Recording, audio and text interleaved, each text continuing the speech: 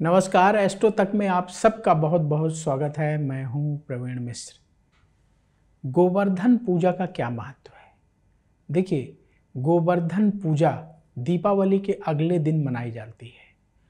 मूलतः ये नेचर यानी प्रकृति की पूजा है, जिसे भगवान कृष्ण ने शुरू करवाया था। इस दिन प्रकृति के आधार रूप में गोवर्धन पर्वत की पूजा की जाती है और गौ माता की पूजा होती है, भगवान कृष्ण की पूजा होती है। यह पूजा ब्रज से शुरू हुई थी, धीरे धीरे करके पूरे भारत में गोवर्धन पूजा होने लगी है। गोवर्धन पूजा का पर्व कब मनाया जाएगा? लोगों के मन में इस बात को लेकर कन्फ्यूजन है। तो देखिए, कार्तिक मास के शुक्ल पक्ष की प्रतिपदा तिथि 13 नवंबर को दोपहर 2:56 से लेकर 14 नवंबर को दोपहर 2:36 तक रहेगी। ऐसे में 13 और 14 नवंबर में से कब मनाएं? तो उदया तिथि के अनुसार 14 नवंबर को गोवर्धन पूजा का पावन पर्व मनाया जाएगा।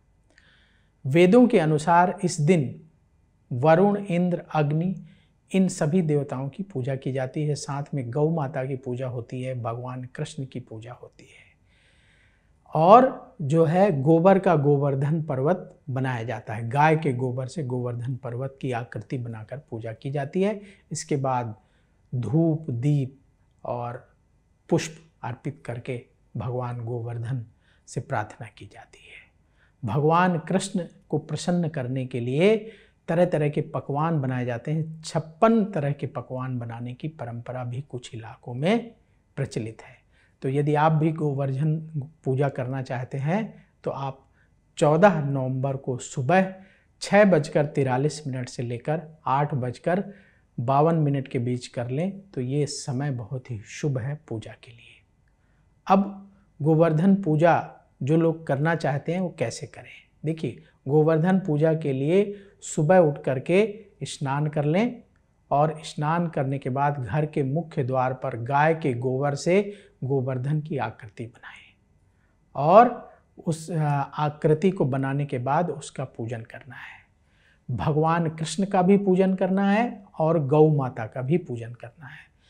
ये तीनों पूजन जो है अगर आप इस दिन करते हैं तो भगवान कृष्ण का भी आशीर्वाद मिलेगा, गौ माता का भी आशीर्वाद आपको प्राप्त होगा। आपके घर के पास जहाँ कहीं गौशाला हो वहाँ जाकर के आप गौ माता की पूजा कर सकते हैं। आपके घर में भगवान कृष्ण का अगर मंदिर है तो आप अपने घर के मंदिर में भगवान कृष्ण का पूजन कर सकते हैं। गौ माता को प्रसन्न करने के लिए गौ माता को आप फल खिलाएं, अपने हाथों से चारा खिलाएं और कुछ मिष्ठान खिलाएं। प्रणाम करके गौ माता का आशीर्वाद अवश्य लें।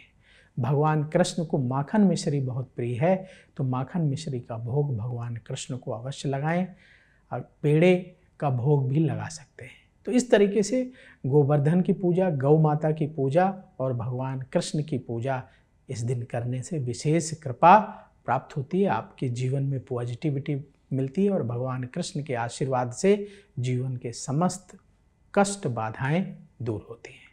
तो आप सबको अन्नकूट और गोवर्धन पूजा की बहुत बहुत शुभकामनाएं। नमस्कार। एस्ट्रो तक ऐप पर आपको मिलेगा भविष्य से जुड़े हर सवाल का जवाब। डाउनलोड कीजिए एस्ट्रो तक ऐप और चुटकी में जुड़िए इंडिया के बेस्ट एस्ट्रोलॉजर से।